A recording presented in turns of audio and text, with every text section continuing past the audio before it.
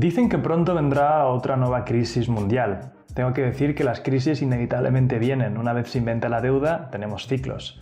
Y si realmente va a venir una nueva crisis, ¿por qué no aprendemos de la última? Hoy vamos a ver el caso de Lehman Brothers y nos dará muchas lecciones para ver cómo podemos prepararnos para la siguiente.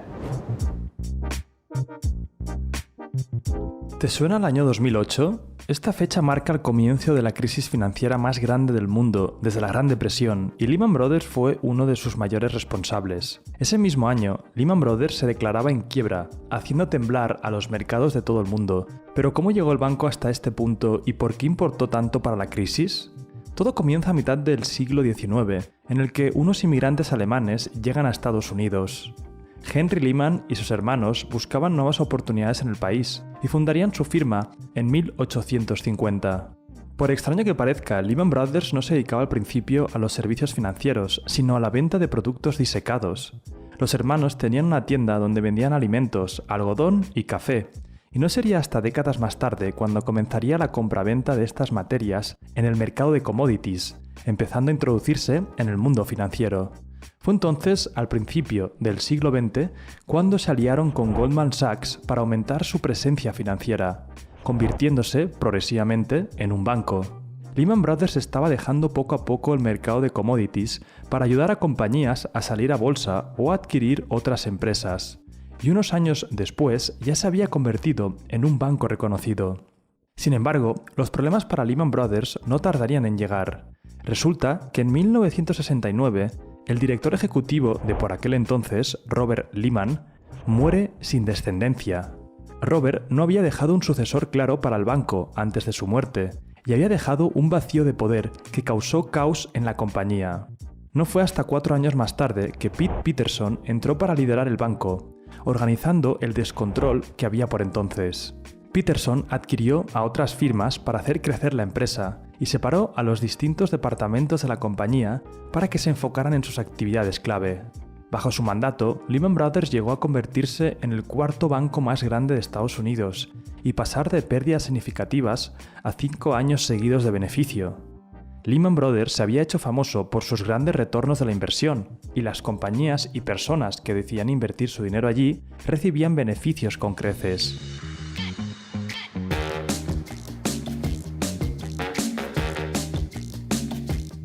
Pero las decisiones de Peterson no habían gustado a todo el mundo y habían causado que dos grandes sectores del banco se enfrentaran entre sí.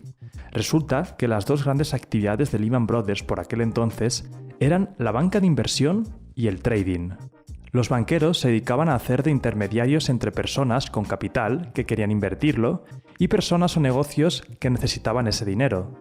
Lehman Brothers utilizaba este dinero para hacer préstamos o dar hipotecas, y al cabo de un tiempo cobraba un interés que repartía entre sí mismo y el prestador del dinero.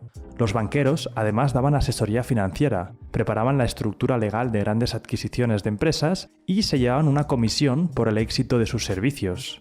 Por otro lado se encontraba el departamento de trading, que se dedicaba a la compraventa de activos para sus clientes a cambio de una comisión.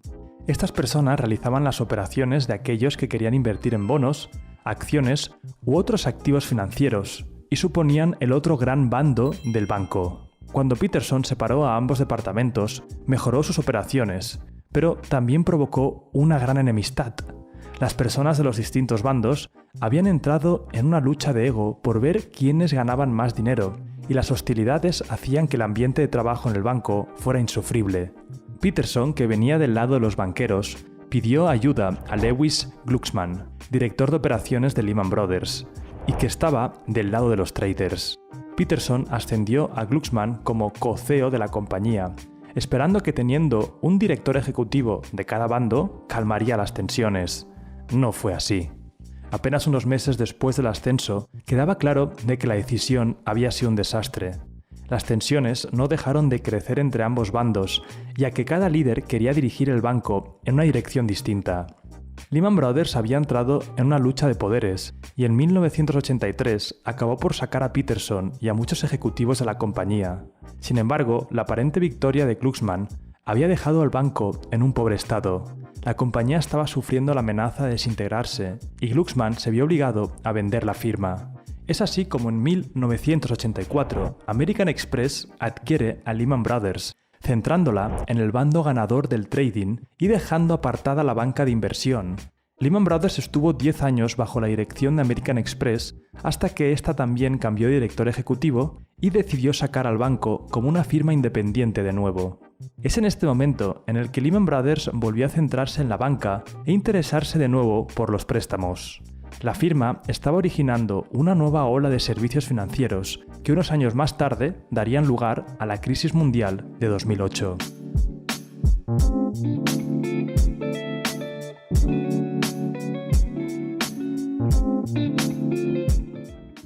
Resulta que el 11 de septiembre de 2001 se produjo el atentado de las Torres Gemelas. Lehman Brothers tenía alquilado 3 pisos con oficinas en una de las torres, y el ataque terrorista desestabilizó completamente a la compañía. Pero si bien el banco se recuperó con el tiempo, el 11S dio inicio a una época de miedo e inestabilidad política, que produjo graves consecuencias en la economía. Estados Unidos veía cómo el miedo estaba afectando a consumidores e inversores, y temía que esto provocara una recesión en el país. Es entonces cuando la Reserva Federal intenta estimular la economía, bajando muchísimo los tipos de interés. ¿Y qué significa esto?, te preguntarás. Resulta que los bancos a los que habitualmente vamos, como Santander, Goldman Sachs o el propio Lehman Brothers, son bancos comerciales. Estos son bancos que están abiertos de cara al público, pero están controlados por arriba. Los bancos centrales, como la Reserva Federal, son las instituciones con el control financiero. Estos deciden cuándo imprimir más dinero, la deuda que compran y los tipos de interés. Estos últimos son el precio al que, por ejemplo, la Reserva Federal le vende el dinero a bancos como Lehman Brothers, y tienen un gran impacto en la economía. En 2001, los tipos de interés se hallaban en el 6.5%, y para 2004 habían bajado a tan solo el 1%. Esto significaba que los bancos comerciales podían comprar dinero de la Reserva Federal a un interés muy bajo, con lo que podían dar préstamos e intereses también muy bajos. Esto permitía que muchas personas pudieran pedir préstamos baratos, consumir en negocios con ese dinero y hacer crecer la economía. O al menos esa era la idea. Durante ese tiempo Lehman Brothers empezó a adquirir otros bancos especializados en los préstamos. La firma fue de las primeras en surfear el negocio de las hipotecas subprime, prestando dinero a casi cualquier persona sin importar su capacidad para devolverle los préstamos. A esta ola se apuntaron otros bancos que veían como Lehman Brothers estaba ganando mucho dinero con las hipotecas de alto riesgo, empezando una burbuja que originaría la crisis. Fíjate que al bajar los tipos de interés, la Reserva Federal había hecho que mucha gente accediera a dinero fácil y pudiera hipotecarse para comprar casas. El número de casas que había en Estados Unidos no había cambiado, la oferta era la misma. Sin embargo, en cuestión de meses, la demanda se había disparado, y esto provocó una gran inflación y que el precio de las casas también se disparara. Los inversores que veían cuánto subía el precio de los bienes inmuebles empezaron a comprar casas y títulos de deuda, especulando que en el futuro podrían venderlos a mayor precio.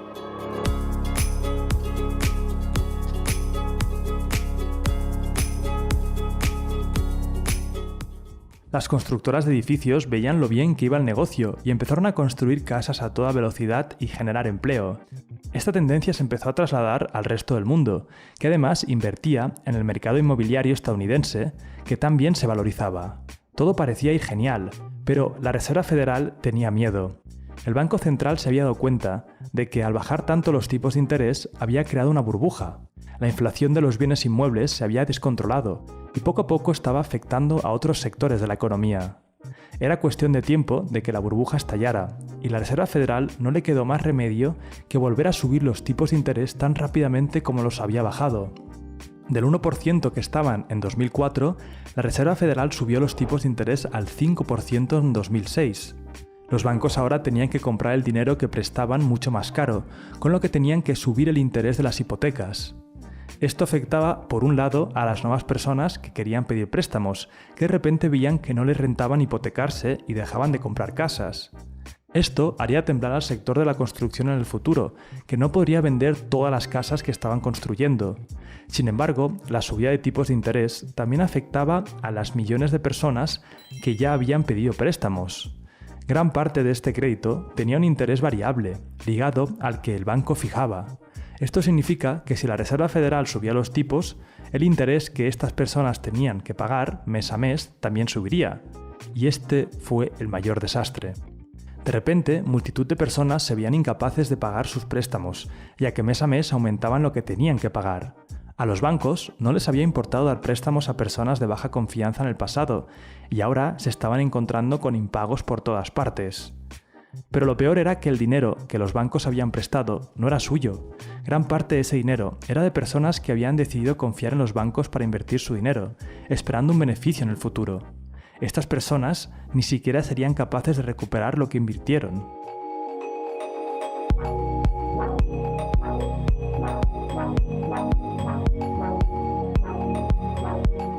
La otra gran parte de ese dinero venía de la Reserva Federal, que habían intercambiado al banco por los títulos de deuda de los préstamos. La idea del Banco Central era eliminar el dinero imprimido una vez devuelto para controlar la inflación, equilibrando de nuevo la oferta y la demanda. Pero la gente no devolvía el dinero y el equilibrio ya no era posible. Había mucha masa monetaria en el mercado, la inflación estaba descontrolada y los inversores tenían miedo de no poder recuperar su dinero. La burbuja estaba a punto de estallar y la crisis se encontraba a la vuelta de la esquina. Para 2006, Lehman Brothers ya prestaba cantidades de 50.000 millones de dólares al mes, y el año de la crisis sus activos de deuda correspondían a 680.000 millones de dólares. La mayoría de ese dinero era de otras personas y solamente estaba aguantado por 22.000 millones de capital del banco. Durante 2007 y 2008, Lehman Brothers empezó a sufrir grandes pérdidas. Los impagos de las hipotecas estaban provocando desconfianza entre sus clientes y los inversores empezaban a entrar en pánico. Pero lo peor era que el banco había engañado a la gente. Los inversores creían que comprar deuda de Lehman Brothers e invertir en él era una buena idea, ya que las agencias de calificación lo respaldaban. Estas agencias informan sobre el riesgo de invertir en un activo financiero, y hasta 3 días antes de su caída, Lehman Brothers tenía la calificación máxima. ¿Cuál era el problema?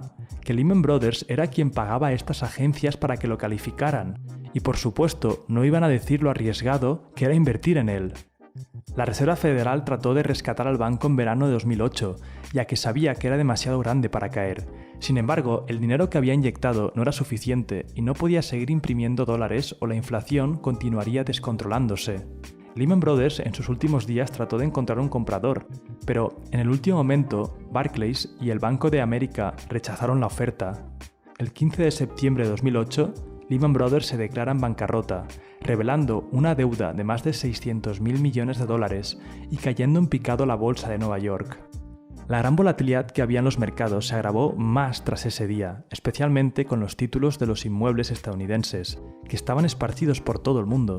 Nadie quería esos títulos, nadie quería comprar casas, y millones de personas, inversores y bancos se habían arruinado. La crisis mundial de 2008 ya había comenzado y la caída de Lehman Brothers fue la gota que colmó ese vaso. El banco nunca se recuperaría de su quiebra y los restos de la compañía se la repartirían otras firmas como Barclays y Nomura Holdings. Quién sabe si Lehman Brothers aún seguiría vivo si hubiera tomado otras decisiones, pero su nombre siempre será recordado por la crisis que ayudó a provocar en todo el mundo.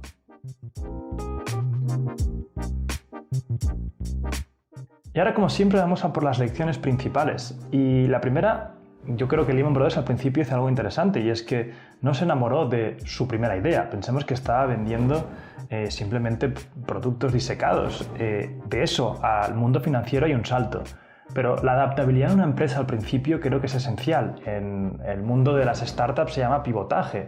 Al final, tú eres una empresa que está dando soluciones a problemas, y si encuentras problemas mayores que puedes hacer que tu empresa se expanda, es interesante poder adaptarte a ellos. La segunda lección y la tercera ya vienen un poco con más de caña. La segunda lección tiene que ver con el tema del control ejecutivo. 2 directores ejecutivos en una empresa, en mi opinión, siempre ha sido un error. Cuando hay 2 personas que tienen que decidir entre ellos, o están súper conectados, o al final va a ser mucho más lento. El liderazgo no estará claro. Crearás bandos, aunque no lo quieras, siempre se crea un bando, porque siempre a las personas nos cae mejor una que la otra. Eso para mí fue un error garrafal. Y la 3 es bien sencilla: no engañes a tus clientes. Pensemos que Lehman Brothers hizo verdaderas salvajadas a nivel de los préstamos que daba, cómo lo hacía, qué les decía. Si realmente os ponéis a ver vídeos sobre esa etapa y cómo en el juicio hablan sobre el tema y hablan con la gente responsable, te das cuenta de lo que hacían, cómo lo hacían, y realmente hay una deshonestidad que yo creo que al final es como aquello de que se va sumando cada vez más y más, por así decirlo. Esa primera mentira hace que la siguiente mentira tampoco sea tan mala, hace que la siguiente tampoco sea tan mala, y cuando te das cuenta, pues tienes una deuda de 600.000 millones. Así que nada, podemos aprender de aquí a qué no hacer con tu empresa, y ojo con las siguientes crisis, porque las burbujas pasan, y cuando veas que un sector está inflado de dinero y realmente se está dando dinero a todo el mundo, yo por ejemplo en el mundo de las startups hubo un punto que era como ¿qué está pasando, no? Porque cuando empezamos a ver que todas las startups salen por la televisión, sale la película de Facebook, etcétera, hay que tener ojo, porque ahí se está poniendo un capital increíble. No digo que haya una burbuja, pero simplemente hay que ir con ojo y estar preparado, educado financieramente para esa siguiente crisis. Déjame aquí tus opiniones. Yo el tema financiero no es de lo que más me guste, yo sabéis que soy más de empresa. Si queréis más temas financieros podéis ir a mi canal de mi amigo Gonzalo Zahonero, que os lo dejaré por aquí también. Comentadme aquí qué os ha parecido, cuáles son vuestras opiniones, me encantaría que el debate siguiera abajo, y suscríbete si eres nuevo. Que vaya genial y nos vemos en el siguiente. ¡Chao!